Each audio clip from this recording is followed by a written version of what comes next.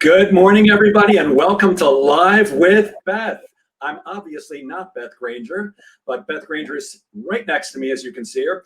Beth is a LinkedIn guru, an expert of the highest quality, and for the last year, Beth has been offering LinkedIn Lives where she talks to fantastic guests who have amazing information, and she shares her brilliance. But today, on her 1-year anniversary, she's actually asked me to be the Beth. So I'm going to be interviewing Beth Granger, my friend. Good morning, Beth. Good morning. This is so strange.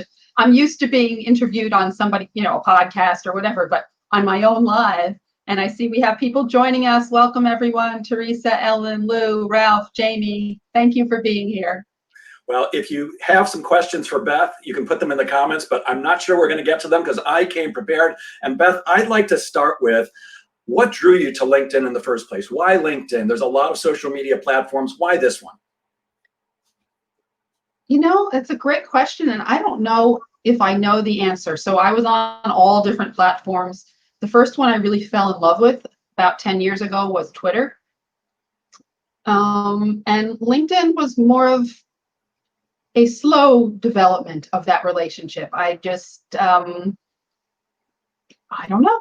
It happened by accident.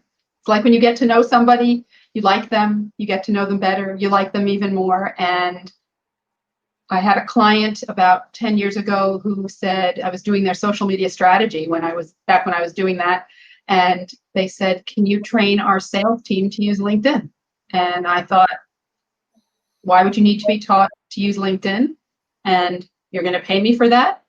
And in fact, I remember not even knowing how much to charge and calling Rob Fishman, you, and Randy Bussey to have that conversation. Yeah, interesting you say that. Your audience might not know I'm a sales trainer, coach, consultant, outsourced sales manager, and I fell into sales by accident too. So I completely understand what you're saying. In fact, I swore that I would never, ever go into sales because both my grandfathers, my father and my stepfather, were career salespeople. And I swear I will never, ever do sales. So I completely understand how you fell into LinkedIn. So tell me, Beth, what's your favorite thing? I'm curious, what's your favorite thing about LinkedIn?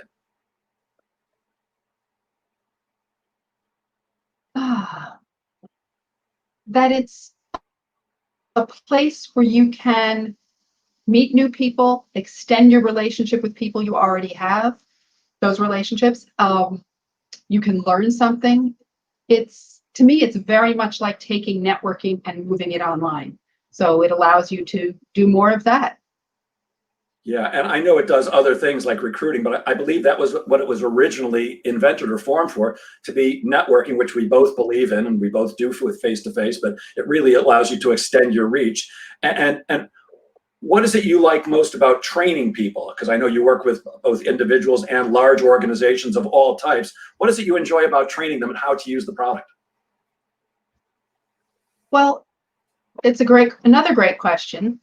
It's funny, back when I was about 7, I think the first thing I ever said out loud, like I'd like to be, is I want to be a teacher. And then that's not something I ended up doing.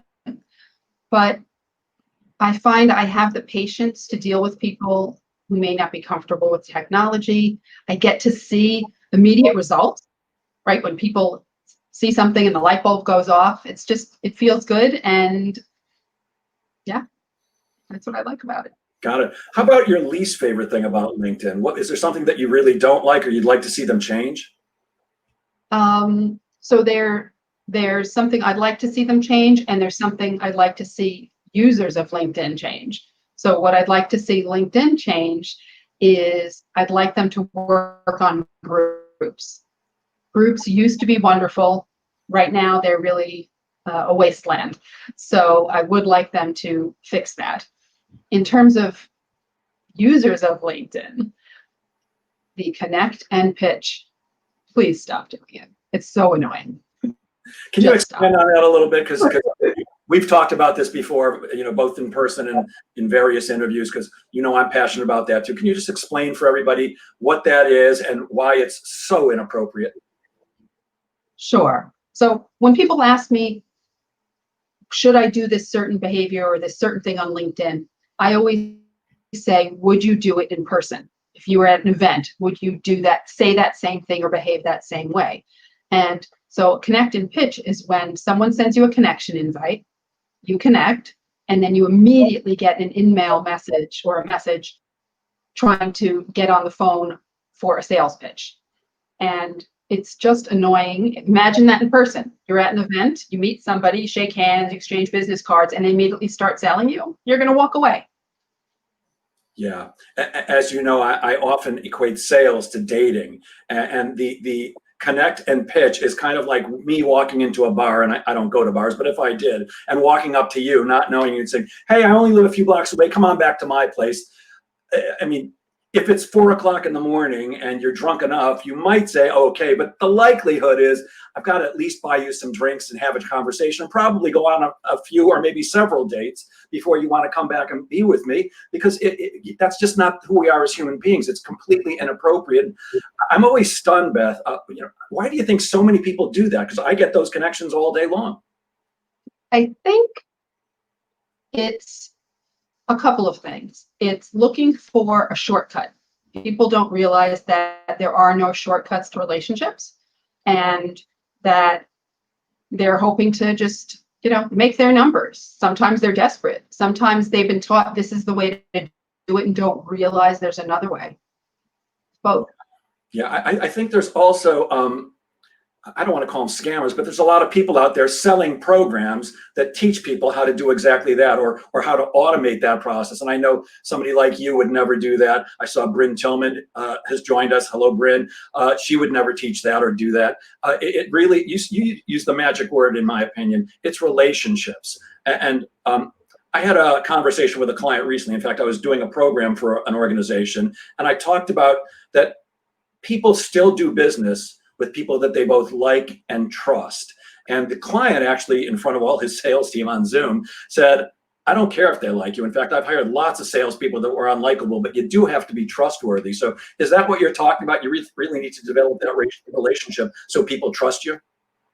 Absolutely. Absolutely. And I see Esther said that she gets requests from hundreds of people all the time, and that they make assumptions. Yeah, absolutely. It's, and it does work for some people. In fact, I have a friend who uses that approach, and I asked him about it, and he said he doesn't care, because the people he pisses off are not his customer, and the people that become his customer, that's who he wants to reach.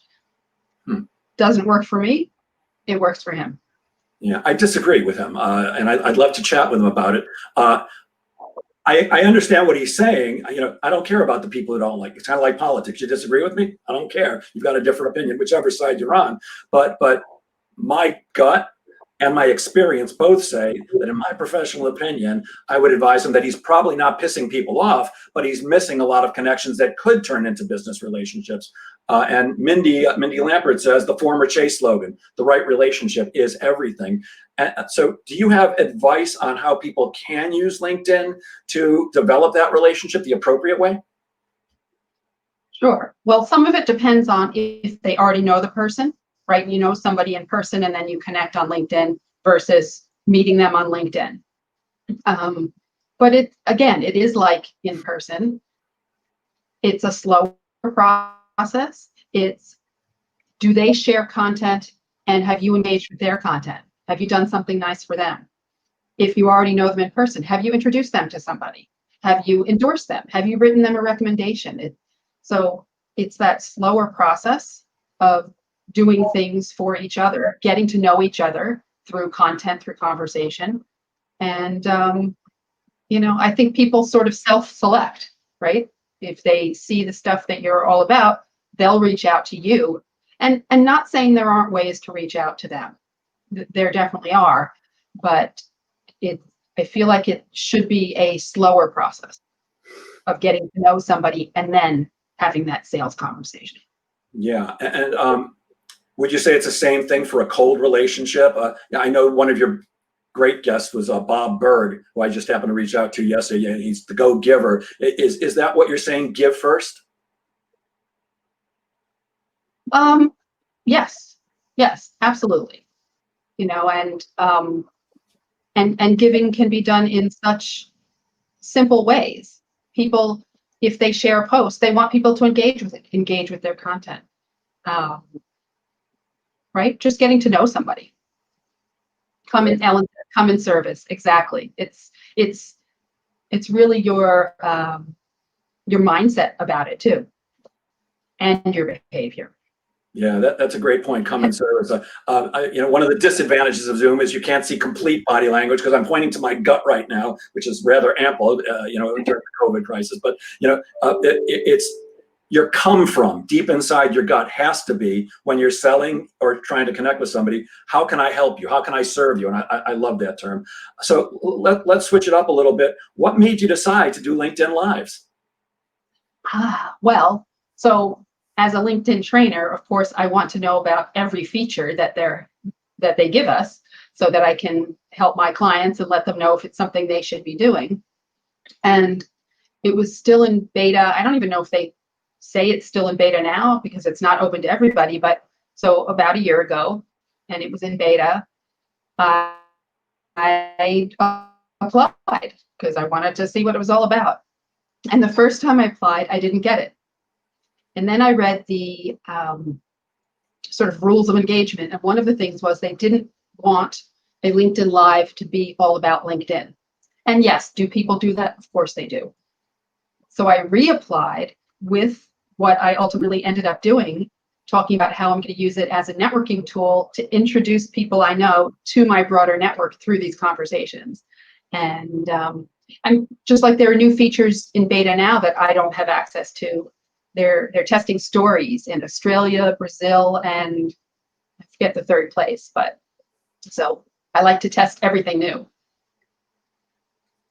It's great. And I'm interested by your come from is serving. You want to introduce people to your network. Do you track it all, or do you have any information about, have any of your guests actually developed business from being on Live with Beth? Oh, that's a great question. I've never asked them. I don't know. That would be a good thing to find out. I'll have to ask. Yeah, I actually, the networking organization that we're both members of, and I'm not a big fan of being in a million different networking or business development groups. I focus all my time and attention on one, but I go as a guest to others anytime I'm invited because you never know. And I went to one yesterday.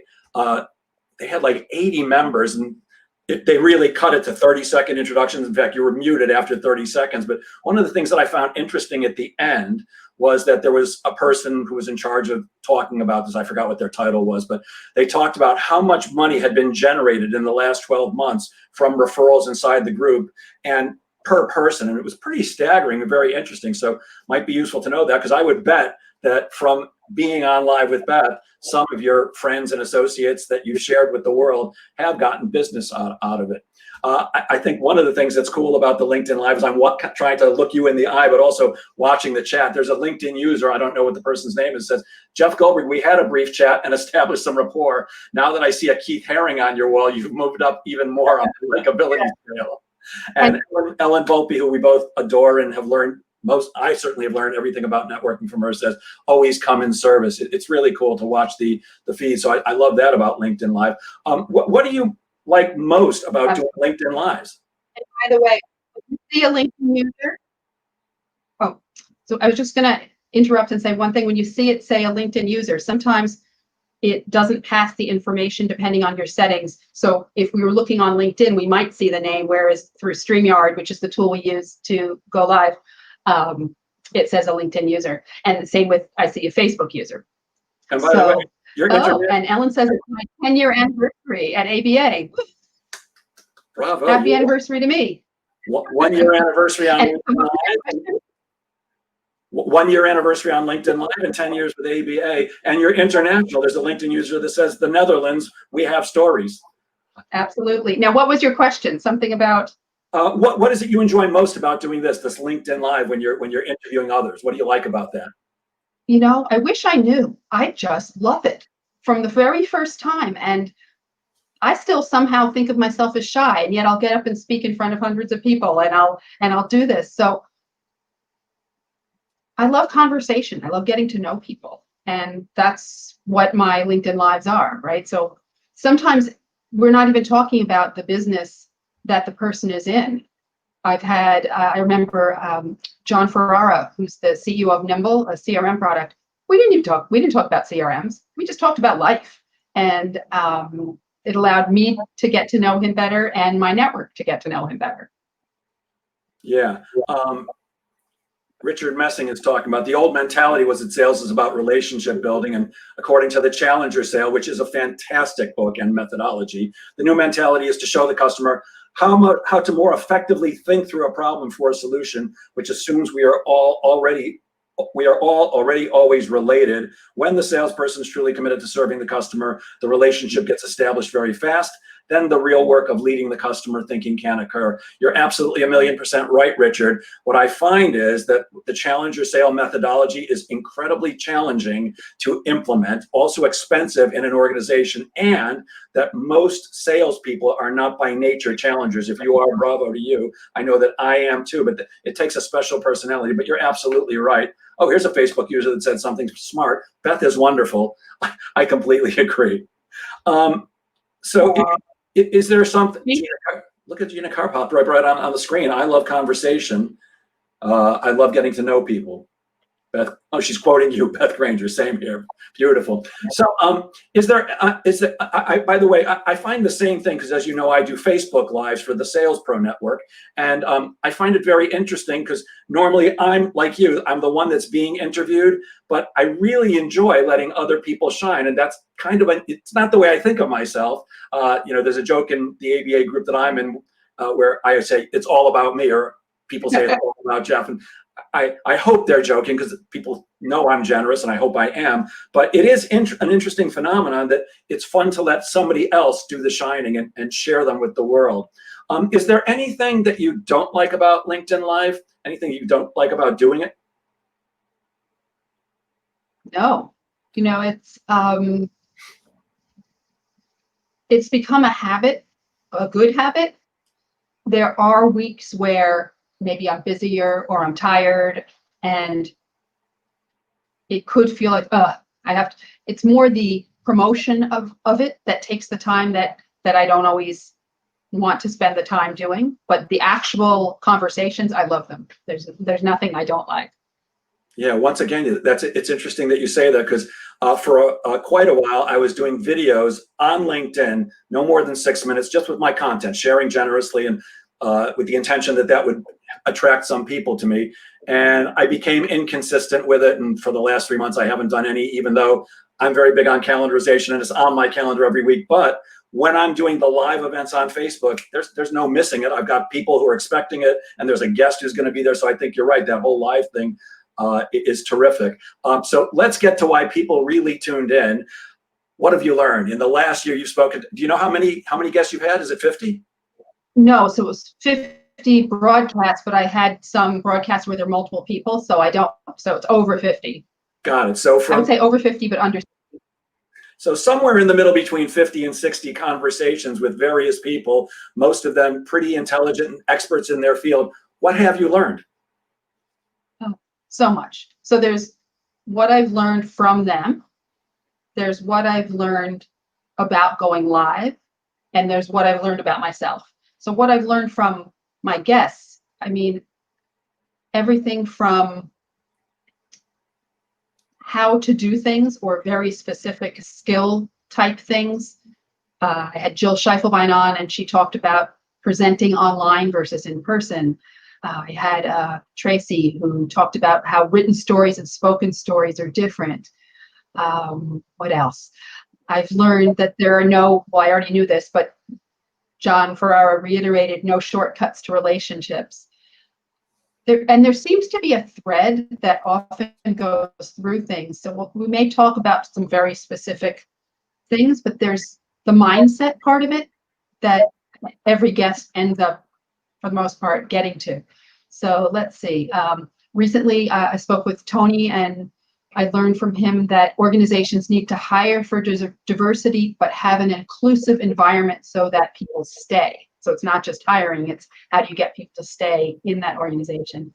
And then I had a guest, Lisa, who works with families and kids who have ADHD. And she said something, praise the effort, not the ability. And I think that works for anyone, right? So you tried so hard, you did a great job doing that consistently versus what the result was. I love that. Let's see. So many things. If I tried to say all one thing from every person, we'd need 2 hours. Well, we only have another 9 minutes, so and I know there's something you want to do at the end, so we don't have to go through all of them. But Bryn says, take the Facebook Lives, get them transcribed on otter.ai, and you'll have more content that you can imagine. So you could actually do more with this than you already are. Yeah. Richard Messing says, this is the first live LinkedIn event for me. Thank you for introducing me to this platform. So thank you, Beth. You're welcome. And yes, I do. StreamYard allows us to download the files, which can then be uploaded to something like Otter to transcribe it. And there's just a huge amount of information from all of my guests. So Lisa Navarro is saying, praise the effort. Yes. And, I equate everything to sales and sales management. And when I manage teams on an outsourced basis, and when I teach sales managers, I teach the exact same thing. Focus on the activity, not the result. Of course, in sales, we always want the result. And with LinkedIn training, you want a result. And, we're always trying to drive a result. But if you get people to do the right activity causes the right result. So I'm with you 1,000,000% on that one. Randy's saying Beth has drank the LinkedIn Kool-Aid, and that's for sure. But so have I. I consider it the person's best friend. Absolutely. I was going to put you on the spot and say, out of all the guests, who was the best one? But I think that would be a little bit unfair because that would leave 50 plus other people going, hey, what about me? But I would like to know this. What makes it? I can do that? You can do that? Uh-huh. Okay. Who was the best guest? The one I just had every week. It's kind of like asking who's your favorite child, right? I've enjoyed all of them. So whoever I've just spoke to, that's my favorite one. And then I speak to the next person. Well, first of all, I believe that anybody who says they don't have a favorite child is lying. I love all my kids, but there's one who I like just a little bit more. But like you, it would be the one who's right in front of me. But here's something that I would like to know. By the way, when I asked you that question, you said you actually had an answer. I'm like, oh, please, God, let it be me. Please don't let her embarrass me. But what makes a great guest? Well, they have to be comfortable being on live video, for one thing. That's why actually I asked, my very first guest was Vic Rajan, and I knew that he would be comfortable being on screen. There definitely have been some guests where it was their first time doing this and they maybe were a little uncomfortable before we went live, but then they realized it's just a conversation. It just happens to be live. It's like being in a room and having a conversation, but other people have joined you. Yeah. Yeah, I know when I interview, I don't tell people what I'm going to ask. And you and I were speaking for a few minutes before we went on. I said, look, I've got more questions than just, what have you learned? Would you like to know them? And I love that you were kind of iffy. You didn't know. And I'm glad that you didn't, because I think it just works better when it's off the cuff. And I don't think your answers would have changed at all if I had given you the questions in advance. But I love when it is just a conversation. I think the one thing that guests should be prepped on is, the basics of doing an interview, like try your best, very, very best to look at the camera as much as possible, have good lighting, have a microphone that works, make sure your connection, and no outside noise, things like that. But yeah, I think when they relax and realize they're just having an interview with a friend or maybe a new friend, that it really goes well, because most people are fascinating. It's true. Yeah, and I believe that's one of your skills, because I love watching your interviews. I love being interviewed by you because you're good at it. And I love watching them because it really just is a chat with somebody who seems truly interested. Dale Carnegie said it's better to be interested than interesting. And I think you're really, really good at that. You always seem like you're truly interested. I don't know if you're acting or not. If you are, you're one of the best actresses I've ever met. But you seem truly interested. Are you always interested, or are you bored sometimes? No, I've never been bored. And that has to do with the process of picking people. I invite people so I don't invite strangers. I've had people say, oh, you could use it as a sales tool and invite your prospects on. And no, I'm using this more as a networking tool. I invite people I know, some I know better than others. So there's already something about them that makes me want to bring them on. Yeah, that's very interesting that you say that, because I've been thinking about it recently. And one of the things that occurred to me is because I'm booked up, I think, through November right now. And I have this realization. I said, holy God, I know a lot of really good people. I have a great network of experts that I can share with the world. It's amazing. But I'm now also moving out to people that I haven't met before. And I'm kind of curious as to see how that's going to go. Richard Messing is asking, Beth, how can we learn more from you about how to leverage online platforms such as this and others? I know that was not how you were going to end, but how can people contact you? Obviously, your link is right at the top there, linkedin.com/in/Beth Granger. Do you want to give a phone number or an email address? What's the best way? LinkedIn is great. I also have a Facebook group, Level Up with LinkedIn. Beth at bethgranger.com. And most of the people that I see on here are people that I know. So, you already know how to contact me. Yeah. Margot, I hope I pronounced it correctly. Hazen says, I like that Ellen thanks Margot. And another LinkedIn user says, genuine interest is the key. And there's Ralph Benzikin saying, it's so much fun to be interviewed by Beth. It is. One of the most fun interviews I did, which again was amazing to me, was when you had me on with Rob Fishman and Tim Healy. Again, I thought that it's like, why do I want to share the spotlight? But it was really cool. Did you find any difference in trying to manage 3 people than just working with one? No, it's kind of, I moderate a lot of panels, so it was sort of similar to that. I would say if it went beyond that number of people, you can now have more guests through StreamYard, that it could get a little tricky. But I think 3 people is sort of a perfect amount. And yes, it worked well. And in case people didn't know about that event, that was where I had 3 sales trainers on, and technically they're competitors. They were amazing. Clearly, they liked and respected each other, and it was just a wonderful conversation.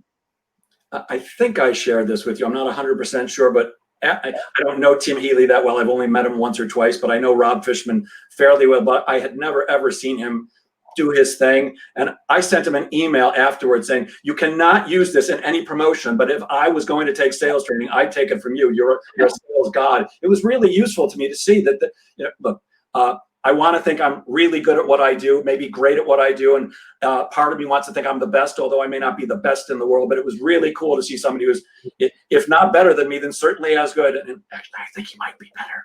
So it was really a great opportunity, and I appreciate that. We're kind of at the end. What do you wish people would know about your LinkedIn lives? Is there anything that you'd want them to know about them? Just that they should join them, check them out. People have learned so much. Somebody actually reached out to me this morning, remembering that I had somebody on who was an expert about getting quoted and getting into the media, and wanted the link to that to rewatch it. So yeah.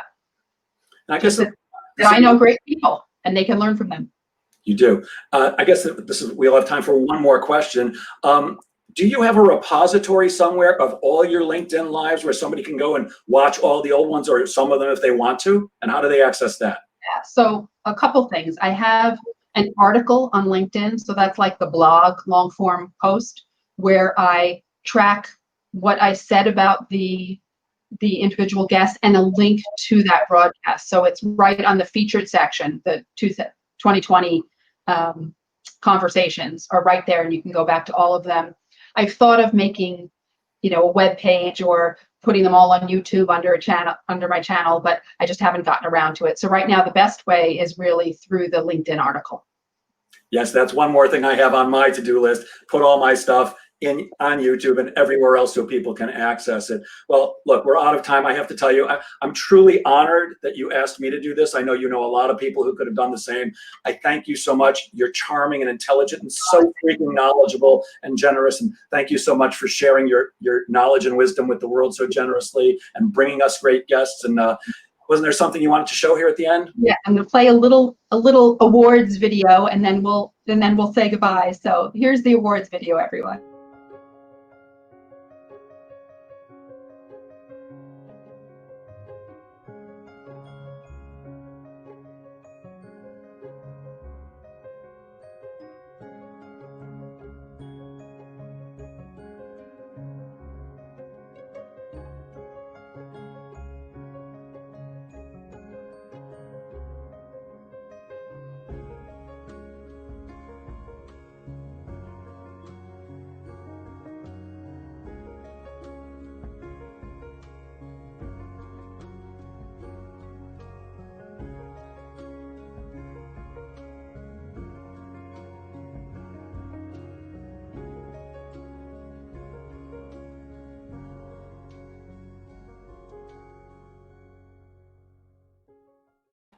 Beth, I hope you saw the endorsement from John Shearman. It's beautiful.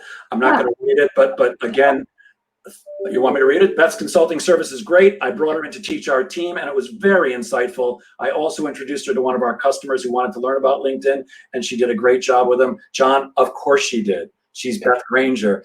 Beth, thank you for being my friend, my associate. You're just, I'm proud to know you truly, and thank you for having me do this today. I feel the same way, and thank you so much for doing this and celebrating with me. And something I'm doing a little bit later, I realized I know all these amazing people that have been my guests, but they may not know each other. So in a little while, I'm having a private networking celebration event so that they can meet each other, and I'm really looking forward to that. So thank you everybody for joining us today. And Jeff, thank you so much for your advice, your friendship, and for doing this today.